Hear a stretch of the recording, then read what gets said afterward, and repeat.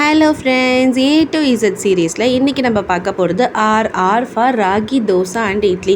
என்னடா இதெல்லாம் போஸ்ட் பண்ணுறாலேன்னு பார்க்குறீங்களா? ரொம்பவே ஃப்ளேவர்ஃபுல்லாக டேஸ்டியாக இருக்கும். நம்ம நார்மலாக ராகி மாவு வாங்கி அதை இட்லி மாவு கூட மிக்ஸ் பண்ணி அந்த மாதிரியும் தோசை ஊற்றுவோம். பட் இது பார்த்திங்கன்னா நம்ம ராகியே வாங்கி அதை நம்ம நல்லா ஊற வச்சு அடைக்க போகிறோம். ஸோ இதுக்கான மெஷர்மெண்ட்ஸ் எல்லாமே நான் டீட்டெயிலாக லாங் வீடியோவாக போஸ்ட் பண்ணியிருக்கேன்.